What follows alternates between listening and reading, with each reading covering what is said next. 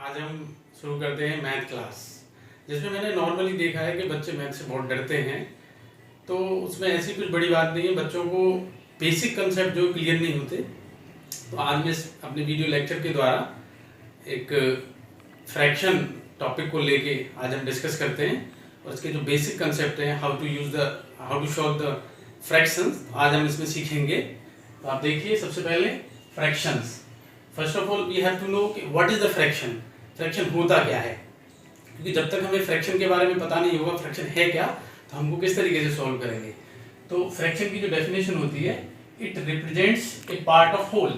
तो किसी पूरी चीज में से उसका आधा हिस्सा या चौथा हिस्सा, इस तरीके से, जैसे हमने एक शक्ल बनाया, ये होल है और इसको हमने शेड कर दिया, तो दिस पार्ट विल बी 1/2। क्योंकि हमने इसके दो पार्ट किए, तो ये डिनोमिनेटर में चला जाएगा और ये ऊपर वाला हिस्सा 1 पार्ट ये नीचे, तो टोटल नंबर ऑफ पार्ट यहाँ, इस तरीके से एक फ्रैक्शन बन गया 1/2। तो किसी भी फ्रैक्शन के दो पार्ट होते हैं, जिसमें ऊपर वाला जो हिस्सा होता है इसे न्यूमरेटर कहते हैं और नीचे जो आता है इसको डिनोमिनेटर कहते हैं। इसी तरीके से आप एक और एग्जांपल समझ सकते हो, जिसकी हेल्प से आप समझ पाओगे फ्रैक्शन होता क्या है। ये हमने एक और शक्ल बनाया और हमने इसके 4 पार्ट कर दिए, 4 इक्वल पार्ट किए, जिसमें ये शेडेड पार्ट है, 3 पार्ट को हमने इसके शेड कर दिया और एक अनशेडेड रख दिया। तो मान लो हमें अनशेडेड पार्ट को जानना है कि ये कितना फ्रैक्शन है, तो इसके लिए ये 1 पार्ट है, तो 1 हमने न्यूमरेटर में ले गए और total number of part of the circle are 4, तो दिस इज द 4, तो 1/4 इज ए फ्रैक्शन। तो ये अपने दिमाग में रखना है कि होल का part is called the fraction. तो अब इसमें दूसरे जो टॉपिक आता है फ्रैक्शन के अंदर, reducing fraction to lowest term. तो नॉर्मली बच्चे गलती करते हैं कि किसी भी फ्रैक्शन को रिड्यूस कैसे करना है। इसका मतलब क्या है, reducing fraction to lowest term means ये है कि जैसे 24/14 हमने कोई फ्रैक्शन ले लिया, तो हम उसको इतना रिड्यूस करते जाएंगे लोएस्ट टर्म में कि लास्ट में फिर उससे ज्यादा वो रिड्यूस और ना हो सके। तो हमने कोशिश की और 7 से डिवाइड करने की कोशिश की। तो नॉर्मली तो वैसे हमें 2 से स्टार्ट करना चाहिए, लेकिन इसमें हमने 7 से डिवाइड किया है 28 को, तो 7 4 जा 28, in the same way 14 divided by 7, तो ये 2 आ गया। लेकिन हमें एक चीज हमेशा ध्यान रखनी है, जब भी हम लोएस्ट टर्म में रिड्यूस करेंगे किसी फ्रैक्शन को, तो सेम नंबर से न्यूमरेटर और डिनोमिनेटर दोनों को डिवाइड करेंगे। तो 7 4 जा 20, तो ये 4/2 आया आपका। लेकिन इसके बाद फिर हमें चेक करना होगा क्या ये और भी रिड्यूस हो सकता है। तो इसके लिए हमने एक और फ्रैक्शन, एक कोई नंबर लिया 2, तो हम देख पा रहे हैं कि 4 को 2 से डिवाइड कर सकते हैं, तो 2 को भी 2 से डिवाइड कर सकते हैं। तो number should be same in the numerator and denominator both cases. तो 2 2 जा 4 एंड 2 1 जा 1। तो ये आपका जो फ्रैक्शन आया ये लोएस्ट फॉर्म में पहुंच गया। अब ऐसा कोई नंबर नहीं है जो दोनों नंबर्स को डिवाइड कर सके। तो 2/1 is the lowest term of the fraction 28/40। चलो एक और एग्जांपल की मदद से हम समझने की कोशिश करते हैं, दैट इज द 15/25।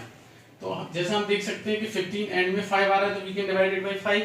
तो हमने दोनों न्यूमरेटर डिनोमिनेटर दोनों को 5 से डिवाइड किया, 5 3 जा 15, 5 5 जा 25, तो दिस इज द 3/5।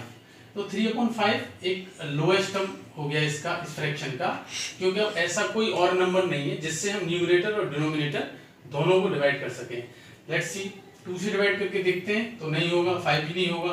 तो ये दोनों ही प्राइम नंबर हैं, इसीलिए ये और किसी नंबर से डिवाइड हो नहीं सकते, इसीलिए ये लोएस्ट टर्म इसका बन जाता है। तो अभी हमने सीखा किसी भी फ्रैक्शन को कैसे रिड्यूस करते हैं टू द लोएस्ट टर्म तक। इसके आगे एक और चीज होती है, next topic in the fraction is equivalent fraction. तो किसी भी फ्रैक्शन का इक्विवेलेंट फ्रैक्शन कैसे निकालते हैं उसको हम समझने की कोशिश करेंगे। सबसे पहले हमें जानना पड़ेगा कि इक्विवेलेंट का मतलब क्या है। इक्विवेलेंट का मतलब है इक्वल वैल्यू, ऐसे कोई दो फ्रैक्शन जिनकी वैल्यू इक्वल आए। तो एग्जांपल के लिए हम समझते हैं 5/10। तो इसका इक्विवेलेंट फ्रैक्शन जब हमें निकालना है, तो रिड्यूसिंग टर्म में हम जैसे डिवाइड करते थे, यहाँ सेम वे में हमें मल्टीप्लाई करना पड़ेगा। तो दोनों न्यूमरेटर डिनोमिनेटर दोनों को हमें सेम नंबर से मल्टीप्लाई करना पड़ेगा।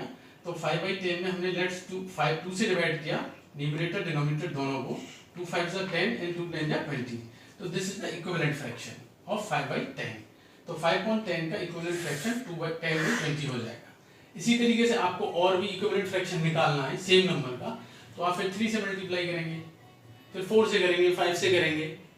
बस एक चीज हमेशा ध्यान रखनी है, जब भी इक्विवेलेंट फ्रैक्शन निकालना है तो आपको सेम नंबर से ही न्यूमरेटर और डिनोमिनेटर दोनों को डिवाइड करेंगे। इस तरीके से आप जितना चाहें उतने इक्विवेलेंट फ्रैक्शन किसी भी नंबर के किसी भी फ्रैक्शन का निकाल सकते हैं।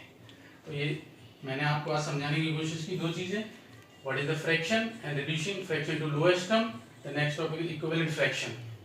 मैं कोशिश करूंगा आप मेरी बात को अच्छे से समझ पाए होंगे, और इसी तरीके से हम आगे फिर एक वीडियो देंगे जिसमें आपको हम इसे आगे फ्रैक्शन में अगले टॉपिक्स को समझाने की कोशिश करेंगे।